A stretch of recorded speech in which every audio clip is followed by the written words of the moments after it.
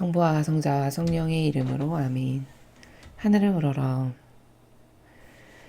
사랑하올 하느님 아버지 뜻 안에서 스승이신 예수님과 도움이신 성령님과 사랑하올 성모님과 성요셉 아버지와 성미카엘 대천사와 하늘의 모든 거룩한 천사들과 성인들의 정보를 청하며 기도드립니다. 오늘도 아버지 뜻 안에서 예수님과 어머니 하나 되신 성심 안에 저희 사명과 저희 제자들과 저희 십자가 사도직과 또 저희와 하나 되고 협력하고 동조하는 모든 이들과 그리고 세상에서 아버지께서 사랑하시는 그래서 구원하기를 원하시고 회개하기를 원하시는 아버지께 속한 모든 자녀들 그리고 특별히 트럼프 대통령과 그를 돕고 협력하는 선의 모든 세력들 이 영혼들 중 단 한 명도 예외됨 없이 모두 다 빠짐없이 끌어안아 예수님과 어머니 하나 되신 성심을 통해서 아버지 대전 앞에 이 모든 영혼들을 봉헌드립니다. 아버지께 속한 이 자녀들을 차고 넘치도록 축복하여 주시옵소서. 아버지께서 매일 이런 빛이신 진리의 말씀으로 가르쳐 주시는 이 모든 정신세계가 아버지께서 사랑하시는 자녀들이 따라야 될 가치 기준의 질서가 되게 하고 근간이 되게 하고 근원이 되게 하고 그리고 절대성이 될 수 있도록 축복하여 주시며 오늘도 아버지께서 한결같은 사랑으로 저희에게 가르쳐 주신 이 진리의 나라의 위대한 빛이 잠자고 있는 그들을 흔들어 깨우며 닫혀버린 눈과 귀를 뚫어주시고 열어주시어 옳고 그름을 하느님 아버지께서 가르쳐 주시는 오로지 이 진리에 근거하여 분별하고 생각하고 말하고 자신의 사고방식으로 할 수 있는 은총으로 이 모든 이들을 축복하여 주시옵기를 간절한 갈망으로 아버지께 청원을 드립니다. 아버지, 지금 미국에서 아주 치열한 영적 전쟁 중에 있습니다. 트럼프 대통령을 차고 넘치도록 축복하셔서 그를 돕고 있는 선의 세력이 지금보다 수십 배, 수백 배, 수억만 배 더 많아지고 몰려들고 똘똘 뭉쳐 하나 되게 하시어 이 절호의 찬스, 아버지께서 주신 이 절호의 찬스에 전 세계의 거미줄처럼 흩어져 있고 왕처럼 주무르며 수십 년, 수백 년을 준비하여 이제 아버지의 위치를 넘보는 이 마귀의 세력을 우두머리부터 말단, 가장 말단 끝에 있는 조무락의 마귀에 이르기까지 하나도 남김없이 그 뿌리를 다 드러내시고 파내시어 전 인류가 보는 앞에서 이들이 얼마나 사악하고 역겹고 우리를 속였던 집단이었는지를 깨닫게 하시고 바라보게 하시며 이제 그들에게 저주를 내려주시옵소서. 완전히 패망케 하여 주시옵기를 간절한 갈망으로 초원드립니다. 이 모든 기도 우리 주 예수 그리스도를 통하여 비나이다. 아멘. 성부와 성자와 성령의 이름으로 아멘.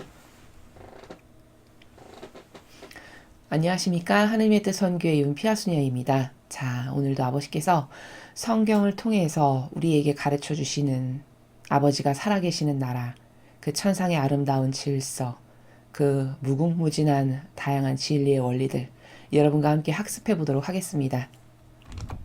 2020년 12월 4일 대림 제1주간 금요일입니다. 제1독서 이사야서 29장 17절에서 24절까지 말씀입니다. 주 하느님께서 이렇게 말씀하신다. 정녕 이제 조금만 있으면 레바논은 과수원으로 변하고 과수원은 숲으로 여겨지리라. 그날엔 귀먹은 이들도 책에 적힌 말을 듣고 눈먼 이들의 눈도 어둠과 암흑을 벗어나 보게 되리라. 겸손한 이들은 주님 안에서 기쁨에 기쁨을 더하고 사람들 가운데 가장 가난한 이들은 이스라엘의 거룩하신 분 안에서 즐거워하리니 포악한 자가 없어지고 빈정되는 자가 사라지며 죄 지을 기회를 엿보는 자들이 모두 잘려나가겠기 때문이다. 이들은 소송 때 남을 지게 만들고 성문에서 재판하는 사람에게 올가미를 씌우며 무죄한 이의 권리를 까닭없이 왜곡하는 자들이다. 그러므로 아브라함을 구원하신 야곱 집안의 하느님이신 주님께서 이렇게 말씀하신다. 야곱은 더 이상 부끄러운 일을 당하지 않고 더 이상 얼굴이 창백해지는 일이 없으리라.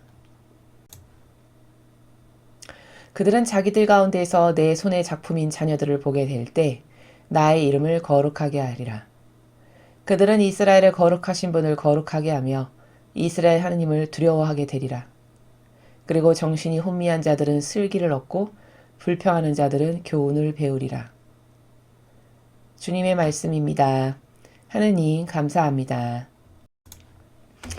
자, 우리는 며칠 동안 지금 이사야서를 요한계시록이 끝나고 난 다음부터 새롭게 이사야서를 배우고 계십니다. 놀랍게도 이사야서는 무려 예수님이 이 지상에 탄생하시기 약 750여 년 전에 대략 그 전에 활동했던 예언자인데 그 이사야 예언자가 마지막 시대, 지금 우리가 살아가고 있는 이 시대에 이 마지막 시대에 대해서 아주 정확하게 새천년 왕국이라고 하는 것이 하느님께서 직접 그 아버지의 뜻으로 다스리시는 세상은 과연 어떤 세상이고 어떻게 도래할 거고 그 시대의 주인공이 될 자녀들은 어떤 승리의 기쁨을 맛볼 것인가에 대해서 아주 놀랍도록 상세하게 예언하고 있습니다. 무려 그러니까 한 2700여 년 전에 지금 우리가 살아가고 있는 이제 앞으로 도래할 사실적이고 가시적으로 도래할 새천년 왕국에 대해서 이렇게 정밀하고 디테일하게 예언하고 있는 것이죠. 하느님은 이래서 위대하신 겁니다.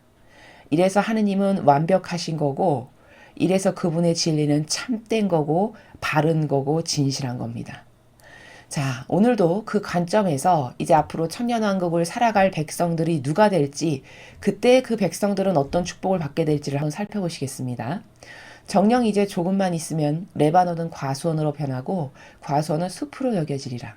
자, 여러분 과수원이라고 하면 과일이 많이 나는 곳이죠. 즉 풍요와 번영과 행복과 기쁨의 상징입니다. 과수원이라는 것은. 자, 그렇게 레바논이라는 곳이 과수원으로 변한대요. 레바논은 찾아보니까 흰산이라는 뜻입니다. 그 어원이 단어에. 그러니까 하얀 눈 덮인 산으로 가득했던 곳이 이제 과일이 무럭무럭 자라나는 그런 과수원, 아주 번영하고 평화롭고 먹을 것이 풍성하게 많이 나는 이런 축복의 장소로 변할 거고 이제 과수원은 숲으로 여겨지리라. 숲도 역시 무성하게 우거진 숲, 축복, 평화, 번영 이런 것의 상징입니다. 그러니까 앞으로 천년 왕국 시대, 하느님이 다스리시는 시대가 되면은 그렇게 모든 것이 풍요롭고 넉넉하고 그리고 안정적이고 이런 시대가 된다라는 것이죠. 그날에는 즉 아버지의 뜻이 다스리시는 그 새천년 왕국이 되면 귀먹은 이들도 책에 적힌 말을 듣고 눈먼 이들의 눈도 어둠과 암흑을 벗어나 보게 되리라. 자, 여러분 지금 인류를 보십시오. 지금 인류는 귀먹고 눈 멀었죠. 귀먹고 눈 멀었으니까 아직도 대중매체를 보는 거고 아직도 대중매체의 말을 신뢰하는 겁니다. 귀먹고 눈 먹었으니까 따라야 될 근거가 아직도 진리가 아니고 병든 자기의 기준과 정서인 자아를 따라서 사는 것이죠. 전 인류에서 이것만이 옳아. 하느님이 이렇게 퍼펙트하고 완벽하시니 그분이 주시는 신적 질서라고 하는 진리 이게 가장 최고고 우리에게 가장 유익이 되는 거고 이게 가장 흠이 없어 완벽해. 이렇게 해서 진리만을 따라야 된다라고 인정하고 그렇게 살아가는 인류가 과연 몇 명 될까요? 안타깝게도 지금은 찾아보기가 매우 힘들죠. 그렇지만 전날이 되면 이제 그 새천년 왕국을 살아가는 시민들은 기먹은 사람도 책에 적힌 말을 듣고 다 암흑과 어둠에서 벗어나 보게 되고 듣게 된다는 거예요. 그럼 뭘까요?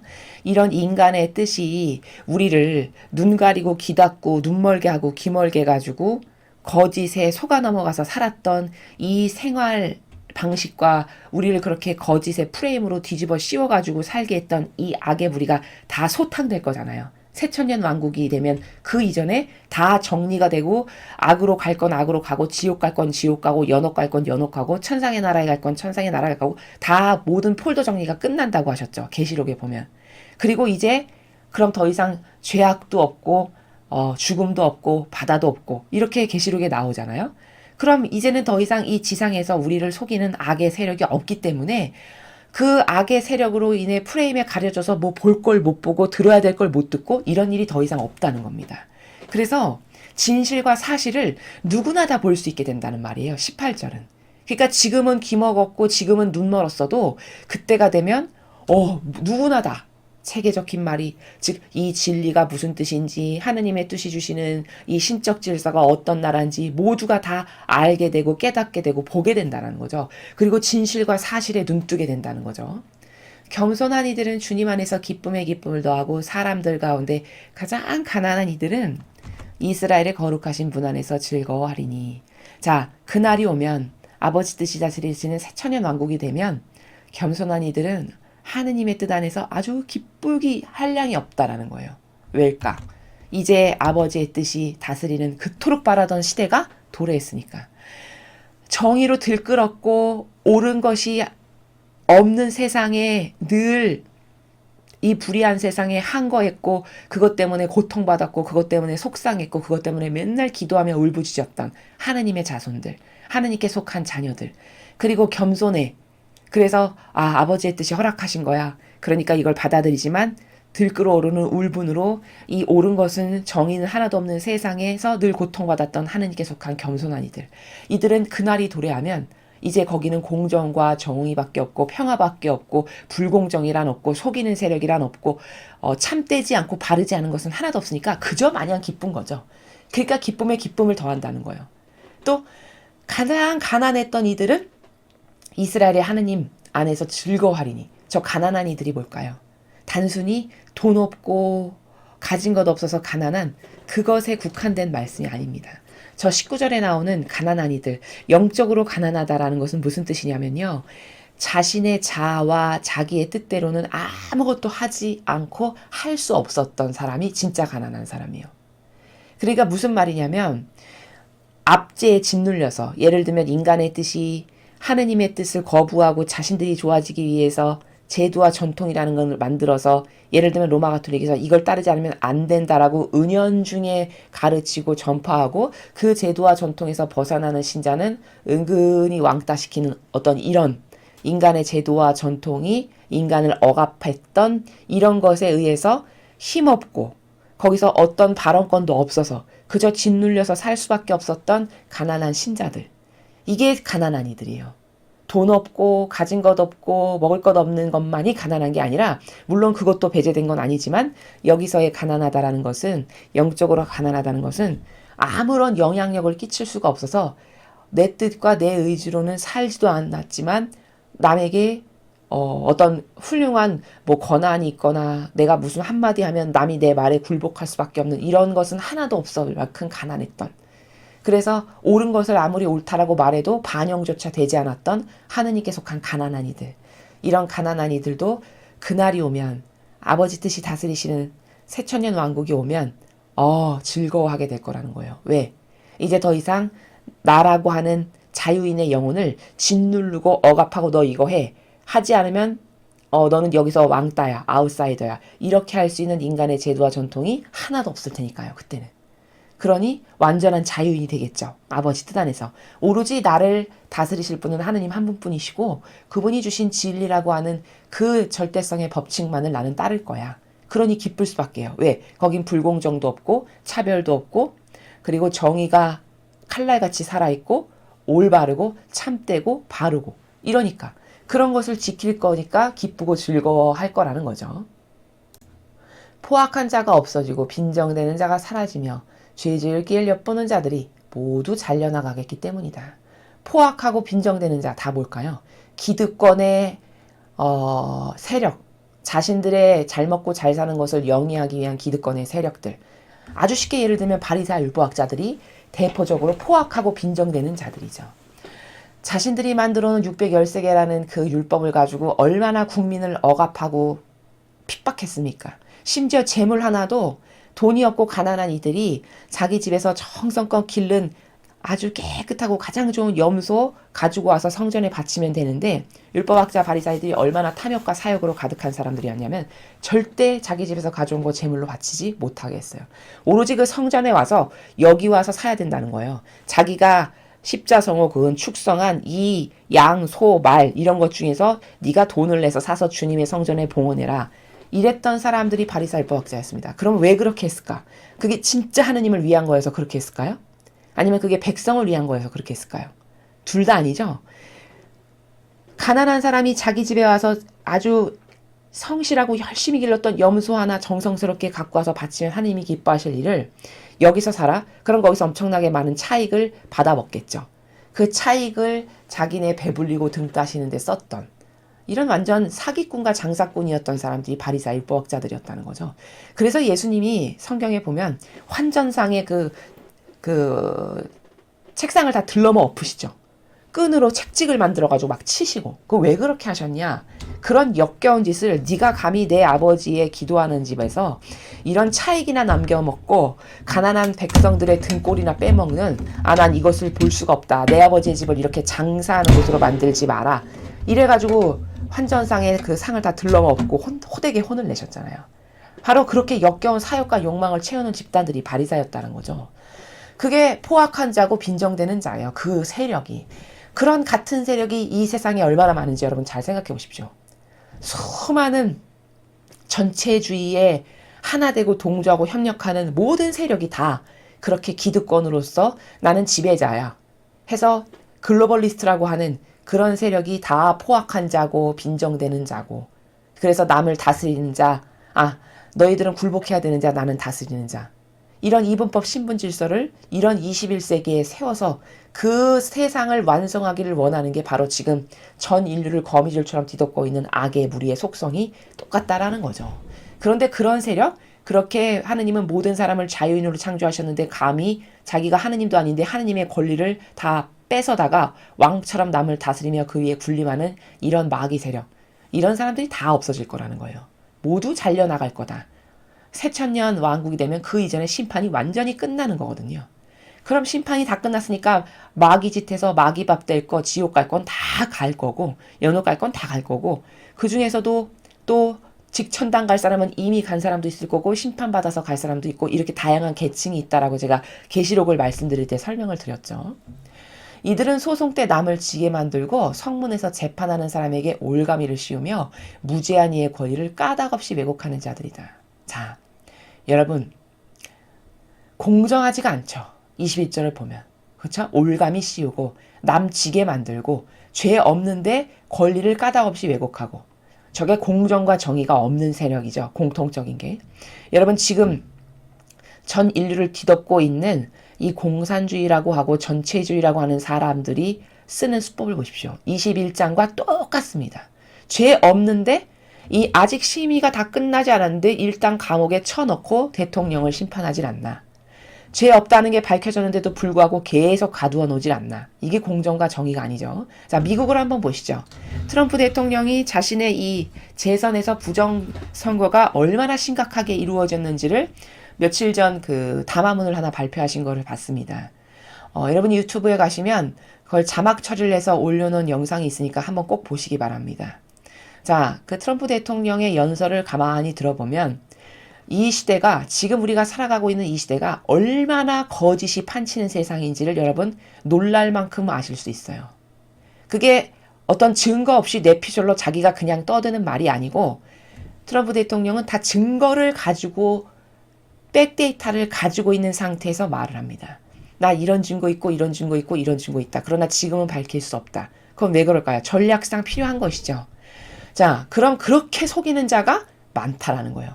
남의 권리를 왜곡하고 죄 없는데 죄 뒤집어 씌우고, 이게 다 뭘까?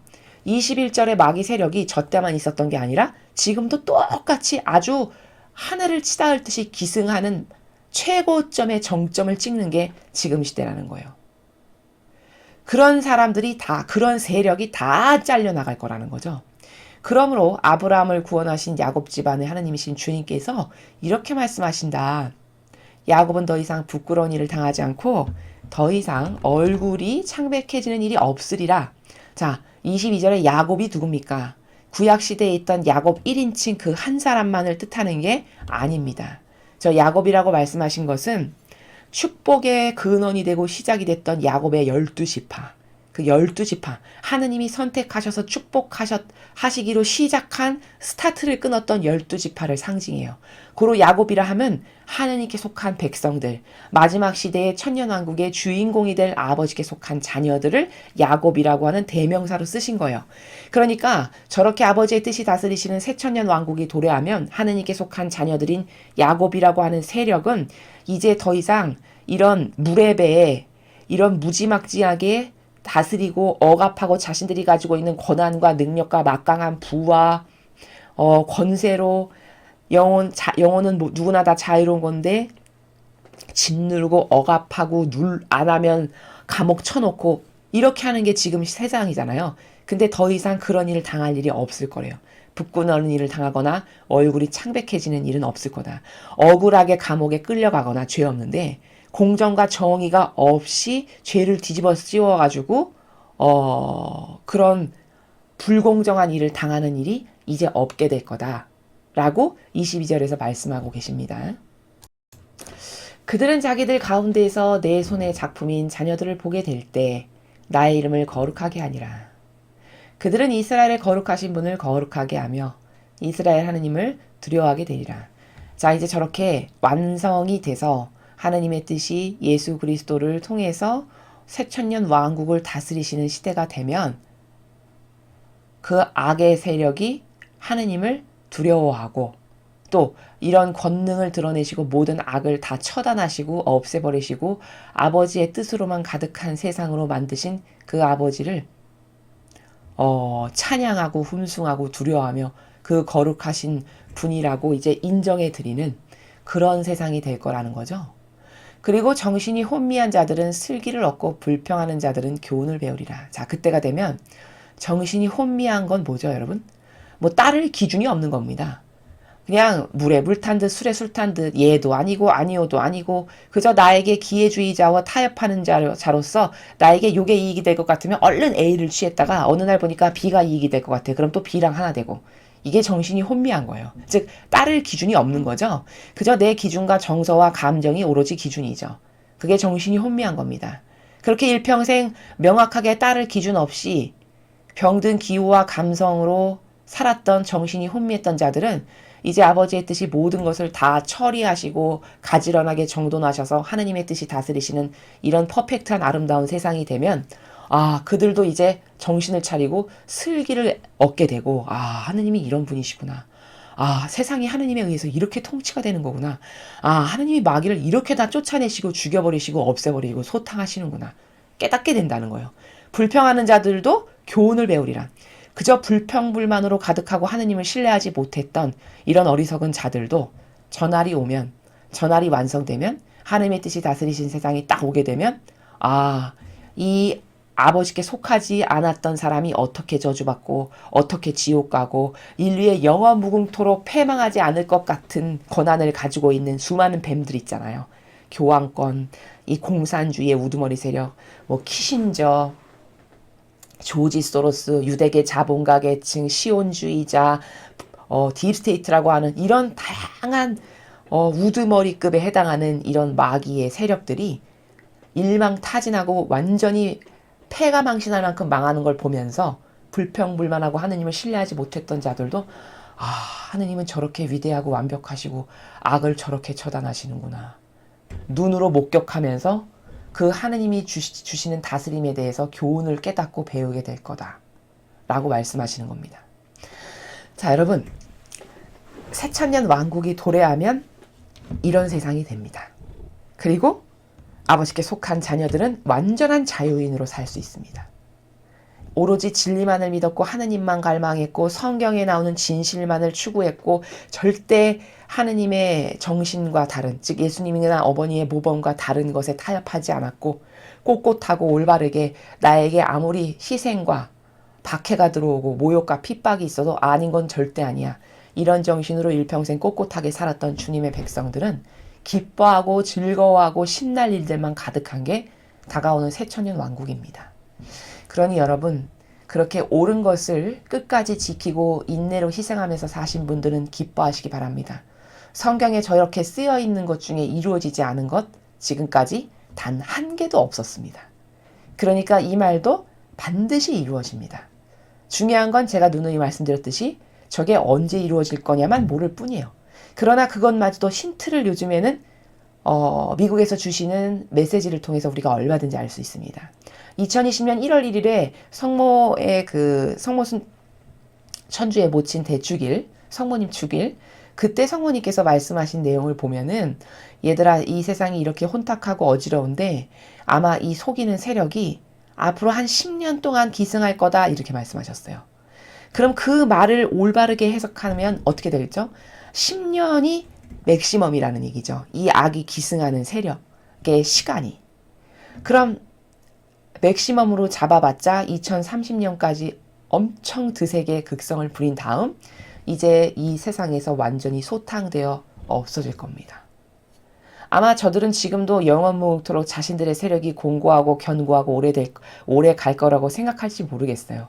하지만 그것은 진리를 모르는 사람들이 꿈꾸는 헛된 망상에 불과한 것이고 백데이터가 있고 믿을 게 있고 하나님이 어떤 분이신지 확실히 알고 믿는 사람은 저건 절대 이길 수 없다라는 걸 너무 아주 이 일은 이와 같이 기정사실화된 사고방식으로 알 수밖에 없고 확인할 수밖에 없는 그런 내용들입니다.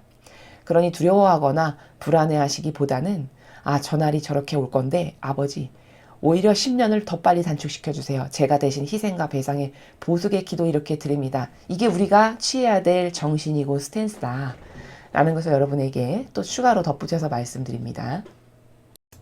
자, 이어서 오늘 주신 복음 말씀 함께 보시겠습니다. 마테오복음 9장 27절에서 31절까지 말씀입니다. 주님 영광 받으소서. 그때 예수님께서 길을 가시는데 눈먼 사람 둘이 따라오면서 다윗의 자손이시여 저희에게 자비를 베풀어 주십시오 하고 외쳤다. 예수님께서 집 안으로 들어가시자 그 눈먼 이들이 그분께 다가왔다. 예수님께서 그들에게 내가 그런 일을 할 수 있다고 너희는 믿느냐 하고 물으시자 그들이 예 주님 하고 대답하였다. 그때 예수님께서 그들의 눈에 손을 대시며 이르셨다. 너희가 믿는 대로 되어라. 그러자 그들의 눈이 열렸다. 예수님께서는 아무도 이 일을 알지 못하게 조심하여라 하고 단단히 이르셨다. 그러나 그들은 나가서 예수님의 가난 이야기를 그 지방에 두루 퍼뜨렸다. 주님의 말씀입니다. 그리스도님 찬미합니다. 자, 오늘 예수님께서 우리에게 마테오복음을 통해서 가르쳐 주시는 이 말씀 안에 숨겨져 있는 원리가 뭐냐? 도대체 믿음이 뭐냐라는 거죠. 도대체 믿음이 뭘까? 가톨릭 신자 중에 저는 하나님을 안 믿습니다. 이렇게 말하는 사람은 단 한 명도 없을 겁니다. 예, 안 믿는다면 성당에 가질 않겠죠. 그럼 모두가 하나님을 저는 믿습니다라고 말하고 고백하는 사람들이에요.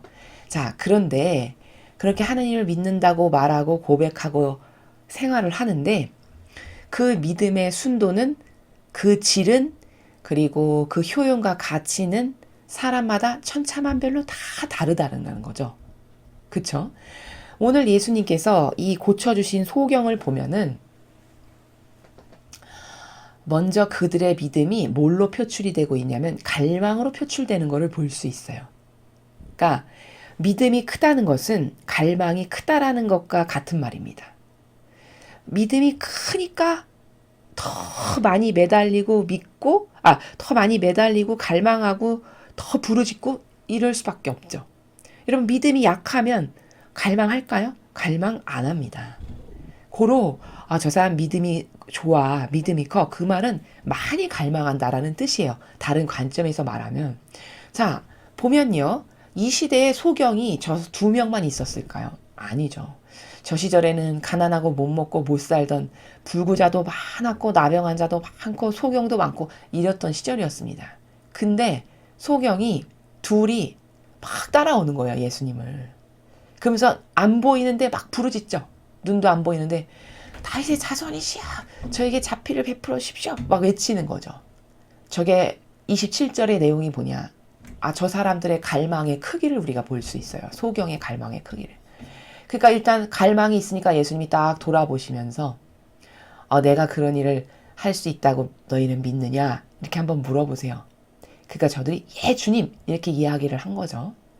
그리고서는 예수님이 손을 대시고 눈에 이렇게 손을 대시고 너희가 믿는 대로 되거라 이렇게 말씀하셨어요.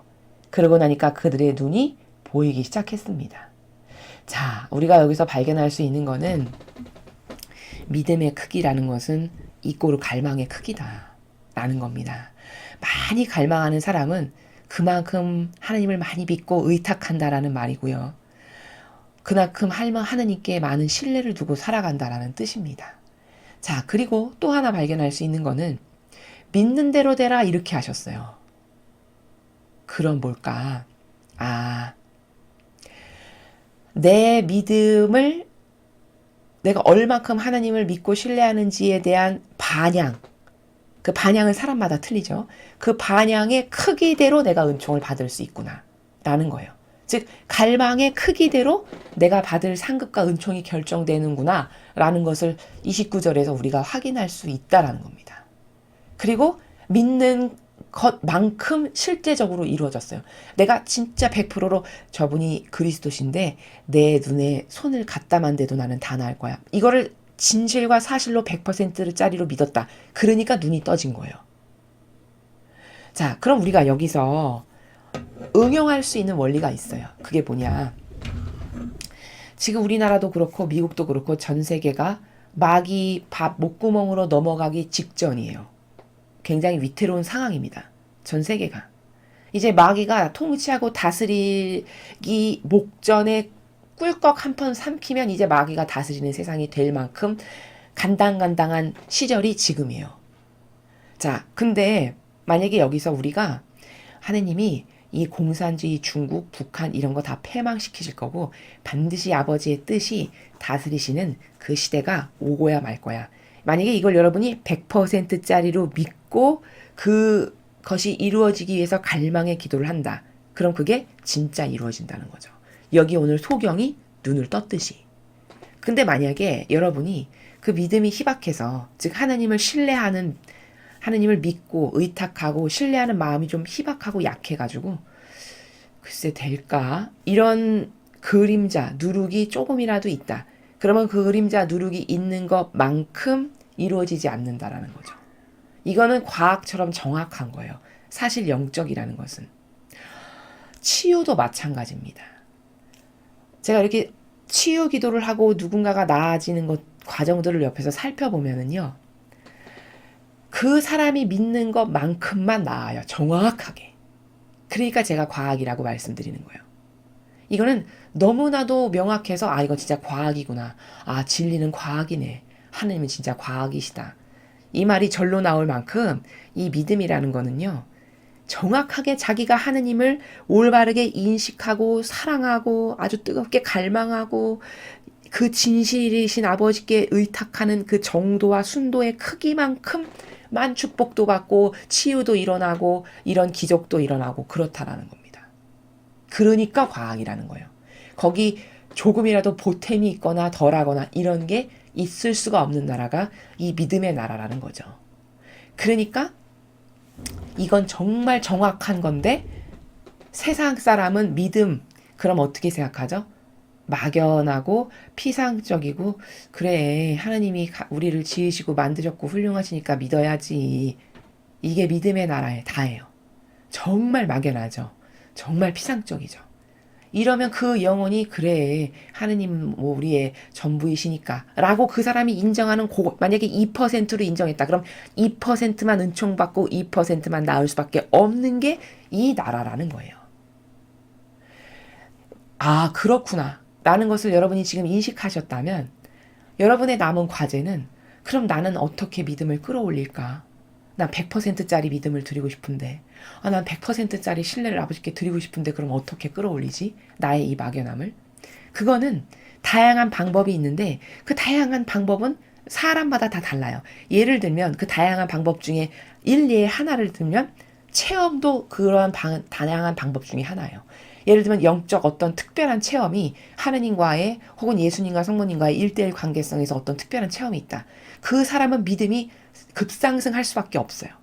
그렇죠? 왜? 자기는 인정할 수밖에 없는 특별한 무엇인가가 나에게 들어옴을, 나에게 지금 일어나고 있음을 인정하는 순간 그 인정하는 크기의 순도만큼 이 믿음의 크기가 자라납니다.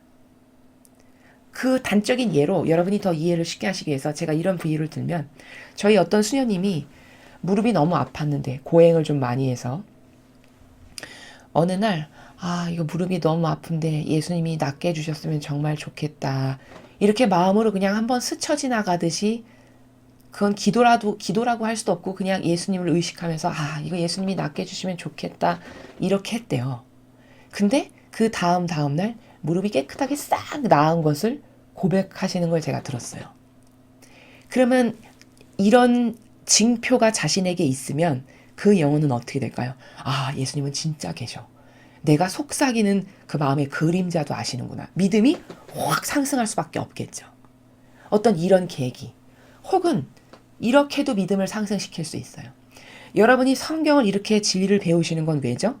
이 진리라고 하는 나라가 얼마나 사실적이고 아주 디테일하고 섬세하게 진실인가를 여러분은 매일 깨닫으시는 거거든요. 이 진리를 배우면서. 한평생 신앙생활을 해도 항상 막연했어요. 저도 이 진리를 알고 깨닫고 배우기 전에는 늘 신앙생활이 막연하고 하나도 영혼이 달라지는 게 없고 작년이나 재작년이나 3년 전이나 5년 전이나 오늘이나 발전이 돼서 하느님과의 관계성이 긴밀해지거나 아주 뜨겁게 갈망을 하거나 믿고 의탁을 한다거나 이런 게 없이 맨날 똑같이 그날 이랬단 말이죠. 근데 이렇게 성경을 배우고 진리를 매일 학습하고 깨닫고 아버지의 은총으로 가르쳐 주시고 이런 과정을 반복하면 할수록 어떻게 되냐? 아, 하느님은 진짜 살아계시구나. 왜? 이렇게 2700년 전에 말씀하신 게 이루어지니까 살아계신 걸 아니라고 부인할 수 있는 증거가 없죠. 그럼 우리가 진리를 배우는 건 뭐라는 거냐면 위대하신 아버지를 계속 확인하는 과정이에요. 어머, 이것도 진짜야? 어머, 이것도 진짜네? 어머, 이것도 진짜야? 5000년 전에 말씀하신 것도 진짜야? 이것도 진짜네? 이거를 발견하는 거예요. 그러니 인정 안 할 수 없고 아, 진짜 계시구나. 아니 이게 한두 번 맞았어요 말이죠. 그렇죠? 아니 예언이라는 게 예를 들면 세상의 무당도 한두 번 맞힐 수는 있겠죠. 어떤 특이한 경우 케이스에 한두 번 맞힐 수는 있을 거예요. 소 뒷발질 하다가 맞추듯이. 그러나 그게 수천 년 전에 몇천 년 후에 일어날 일을 그 수천 년 전에 미리 선포하셨고 말씀하셨고 그게 어긋남이 한치 없이 완벽하게 맞아 들어가는 것을 매일 확인할 수밖에 없다면 그걸 못 믿는 자기가 이상한 거죠. 그때가 되면. 이렇게 성경의 진리를 배움으로써도 믿음이 또 상승될 수 있어요. 이렇게 사람마다 믿음의 질과 수준과 양이 높아지고 좋아지고 더 고결해지는 것은 그 사람마다 뭐 통로는 다를 수 있겠지만 그 중에 제가 두 가지를 지금 말씀드린 거예요. 특별한 체험이 이렇게 소소하게 있거나 아니면 여러분처럼 이렇게 진리를 매일 듣고 갈망으로 배우셔서 아 그렇구나 이게 진실이구나 이게 사실이구나 이렇게 여러분이 인정하고 아 내 자아가 왜 들었구나 이것을 발견하면 할수록 여러분의 믿음의 질과 순도와 고결성과 양이 자꾸 자라나고 커지고 이렇게 되면서 믿음이 좋아지고 고결해지는 거거든요. 그렇게 해서 믿음의 순도를 높이고 질을 높이고 양을 키우고 이렇게 해나가야 되는 거예요. 그래서 만약에 그 믿음이 예수님과 어머니와 같은 정도의 수준이 됐다. 아, 그럼 이제 그때는 완전히 용해돼서 사는 나라를 그때는 구현이 가능하게 되는 거죠. 그 정신세계를. 우리는 이 데스티네이션을 목적으로 살아가는 사람들이에요. 우린 이것을 도전하기 위해서 이 지상의 삶을 살아요. 그리고 이것을 도전하는 길이 얼마나 재밌고 흥미롭고 버라이어티하고 얼마나 뿌듯한지 몰라요. 여러분도 그러시죠? 그래서 여기 오늘 소경이 두 명이 지금 눈 뜨는 기적 사건을 치유를 체험했는데 저건 순전히 믿음의 반향 때문인데 도대체 그럼 믿음이란 게 뭘까? 이런 사실과 진실의 나라를 접하면서 내가 하느님을 의탁하고 신뢰하는 질과 수준이 자꾸 달라지는 거. 이게 믿음이라는 거예요. 특별한 나만의 어떤 하느님과 예수님과 어머니의 1대1과의 관계성 가운데서 아 하느님은 진짜 계시구나 예수님은 이렇게 진짜 계시구나 내 마음의 그림자를 이렇게 아시는구나 라는 것을 자꾸 인정하고 발견해 나가는 게 믿음이 커지고 고결해지고 좋아지고 순도 높아지는 거다 라는 겁니다. 그래서 그것이 자꾸 업그레이드가 되면 정신세계가 그렇게 상승이 되고 고결해지면 어느 정도까지 고결해지냐? 마침내 예수님과 어머니처럼 아버지와의 틈이 양자와 나노단위만큼도 틈이 없이 완전히 용해된 상태. 이 정도의 상태가 되면 이제 고결하다라고 말하는 거고 그 정도가 되면 저는 용해돼서 제가 곧 예수님이고 제가 곧 성모님이에요. 제 안에 예수님과 성모님이 사세요. 이런 말하는 나라.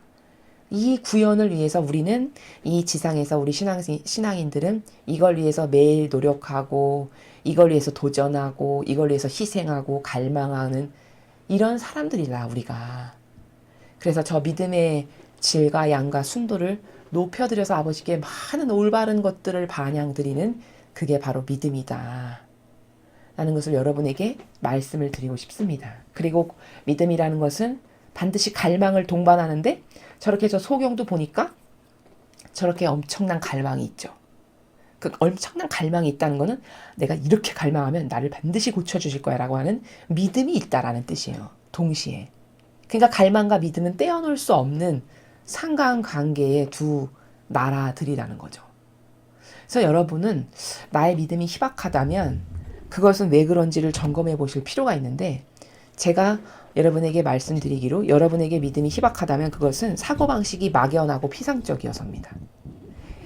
제가 왜 막연하고 피상적인 사고방식이 되었는지는, 그 부작용이 어디서 왔는지는 이 앞에 그 강의에서 저희의 복음 해설에서 말씀을 드렸어요. 피상적인 종교 생활을 수십 년 한 데서 그건 기인된 거다. 하느님은 이렇게 마치 이런 거죠. 우리 집에 할머니 할아버지가 같이 사세요. 예를 들어. 그럼 할머니 할아버지가 안방에 항상 계시다라는 것을 인지하면서 살아가는 사고방식이 나는 너무 자연스럽겠죠. 바로 그게 사실적으로 인정하고 살아가는 사고방식이에요. 그러면 어디 갔다 올 때나 나갈 때나 항상 할머니 다녀오겠습니다 인사하고 가는 게 기본 상식이에요. 그 사람에게는. 이게 하느님을 모시고 살아가는 사람도 똑같다는 거예요. 이렇게 항상 내 마음 안에는 아버지가 계시고 예수님이 계시고 어머니가 계셔. 그러니까 마치 손자 손녀가 어디 나갈 때 혹은 들어올 때마다 안방에 문 열고 할머니 다녀오겠습니다 인사를 하는 것처럼 마음 안에 그렇게 내가 하느님과 예수님과 어머니를 모시고 살면, 아버지 저 지금 어디 갈 건데 저랑 함께 가세요. 저 어디 갈 건데 제 모든 것 앞에 앞장서 가셔서 아버지 뜻만을 이루세요. 이게 자동 반사로 계속 된다는 거죠.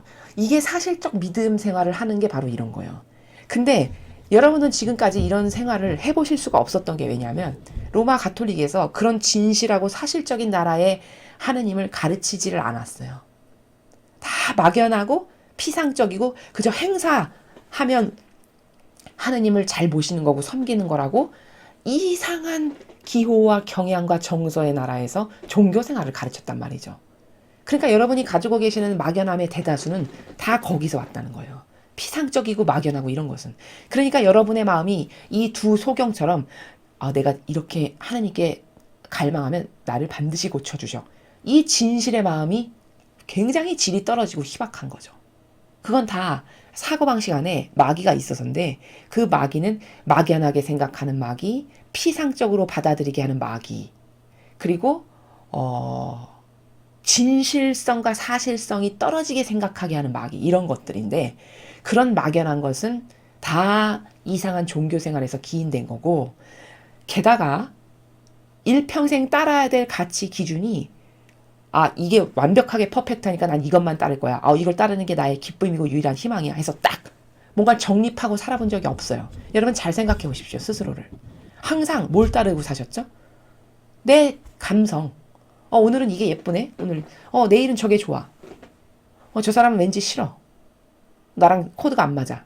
이를테면 뭐 이런 정서, 사고방식. 이게 다 감성과 기호에서 온 사고방식이죠. 그럼 이게 진리냐? 이게 진리가 아니란 말이죠. 그럼 일평생을 이런 기호와 정서와 사사로운 감정과 내 사욕과 욕망만을 채우는 게 오로지 나의 기준이었잖아요. 일평생 내가 따르고 살. 그럼 이렇게 마귀가 좋아하는 기준만을 일평생 따르고 살았으니 내 안에 과연 진실성이 있기라나, 사실성이 있기라나, 하느님이 좋아하시는 어떤 정직성이 있기라나, 이런 게 하나도 지금까지 배양이 되지 않았다라는 거예요. 이런 여러 가지 종교생활, 환경적 요소, 병든 기호, 또 그 원죄로부터 내려온 잘못된 나의 사고방식, 이런 기타 등등, 이런 걸로 인해서. 이러니까 다 모든 걸 막연하고 피상적이고 따를 기준도 없고 절대성도 없고 유일성도 없고 완전 동물이죠. 그래서 제가 인간은 그렇게 잘났다라고 자기를 대단한 존재인 것처럼 착각하고 살지만 사실 하나하나 이렇게 분석해가지고 낱낱이 속성을 다 분석해서 대나처럼 이렇게 벌려서 보면 사실 개하고 좀 다를 바가 뭔가. 저 얌전하게 주인 말 잘 듣는 충직한 개 있죠. 그 개하고 도대체 다를 바가 뭔가를 진심으로 생각하게 됩니다. 아, 오히려 개가 낫구나. 왜죠? 개육은 사욕과 욕망, 뭐 이기심, 자애심 이런 걸 따르진 않죠. 그냥 본능만 있을 뿐이죠. 그냥 뭐 남을 속이거나 뒤통수를 치거나 뭐 사사로운 감정으로 막 남을 미워하거나 이런 게 없죠. 개는. 그럼 결론적으로 말하면 인간은 개만도 못한 존재의 가치라는 거를 정직하게 깨달을 수 있어야 된다는 겁니다. 그런 걸 깨달을 때만이 비전이 있고, 아, 나는 이렇게 역겹게 변질됐구나. 이거 다 버려야 되겠다. 어떤 이런 발전적 프로세스가 그때 나오는 거고, 이럴 때에만 정직해질 수 있고, 이럴 때만 하느님 앞에 진실한 회개를 할 수 있고, 이러면서 자꾸 새로워질 수 있는 기회가 우리에게 도래하는 거다. 그래서 오늘은 이사야서를 통해서 이 새천년 왕국을 살아갈 시민은 과연 누군가? 그리고 복음을 통해서 믿음이라는 나라는 이렇게 아주 구체적이고 아주 상세하고 디테일하고 그리고 직접적이고 모든 게 다 이렇게 입증 가능하고 완전 과학적인 이게 믿음의 나라인데 나는 믿음을 얼마나 막연하게 생각했나. 여태까지 우리는 믿으십시오. 하나님을 믿어야지 누굴 믿어. 이런 말 많이 들으셨죠. 그럼 그래 하나님을 믿어야지. 그 믿음은 샤머니즘 수준이에요. 정확히 말하면. 비나이다 비나이다. 마치 정한수 떠놓고 우리 자식이 잘 되게 해주세요. 이 샤머니즘과 뭐가 다릅니까? 거기 뭐 구체성이 있길 하나 정직성이 있길 하나 하느님을 왜 사랑해야 되고 얼마나 훌륭하고 얼마나 아름다우신지를 알고 믿는 이런 건 하나도 없는 그냥 막연하고 그냥 믿어야 되니까 믿고 모태신앙이니까 믿고 잘 모르겠지만 이 헛헛한 마음을 뭐 하나는 채워야 되니까 믿고 이런 다양한 이상한 이유들로 하나님을 찾는 물론 안 찾는 것보단 낫겠지만요. 이렇게 해서 잘못되고 효용과 가치가 떨어지는 믿음으로 우리가 수십 년을 낭비했다라는 것이죠. 그래서 이제부터 믿음은 이렇게 하나님이 왜 대단하시고 위대하시고 이분밖에 진실성이 없다는 건 성경의 전체 역사를 통해서 발견할 수 있고 이런 개인적 체험을 통해서도 믿음은 성장할 수 있고 또 이런 오늘 소경의 이런 사실적 기록을 통해서 저 사람의 갈망이 저 사람이 하느님을 정말 진실되게 의탁하는 저 순도 때문에 저 사람이 나았구나. 이런 사실, 이런 진실. 이게 바로 믿음의 근간이 되고 뿌리가 된다라는 겁니다. 그래서 여러분도 막연하고 피상적인 게 아직도 남아있다면 그걸 자꾸 분석해 보세요. 도대체 이 막연한 건 어디서 왔지? 아니 무슨 근거가 있어서 막연한 건가? 나는 왜 막연하게 생각하지? 하느님을 디테일하게 믿을 수밖에 없는 증거는 차고 넘쳐요. 성경. 근데 나는 막연하단 말이야. 그럼 나는 그 막연하다라고 하는 것에 대한 백데이터는 과연 있는가? 없어요. 백데이터 없는데 그냥 정서적으로 막연해. 이거는 사고방식을 고쳐야 될 일이고 이 신적인 질서와 진리에 근거한 이것만이 옳다라고 믿는 사고방식으로 다 달라져야 된다. 그래야만 여러분의 그 병든 여태까지 감성 따르고 살았고 자아 따르고 살았고 사욕과 욕망 따르고 살았기 때문에 하느님이 나에게 역사하실 수 없었던 하느님이 아무리 들어오고 싶으셔도 통로를 열어드려야 들어오잖아요. 근데 통로가 다 막혔어요. 내 자아, 내 뜻, 내 의지, 내 기호, 내 선, 내 취향 이걸로 다 막혔으니 은총의 빛이 들어올 곳이 없었단 말이죠. 그러나 여러분이 이런 저희의 강의를 들으시면서 인정할 수밖에 없는 이 사실들, 그렇구나, 그렇구나. 믿음이 이런 거구나. 하나님이 이런 분이시구나. 이런 걸 자꾸 인정하시면 할수록 그 구멍이 자꾸 커집니다. 열리고. 진리의 빛이 들어갈 수 있는 구멍이. 그러면서 여러분의 영혼이 변화되는 거고, 여러분의 영혼이 과거와는 달라지는 거고, 여러분의 신앙이 더 구체적이고 사실적인 게 되는 거고, 너무나도 진실해서 이 신앙이라는 게, 이건 진짜 정말 정확한 과학이다라고 인정할 수밖에 없는 그런 사실의 나라라는 것.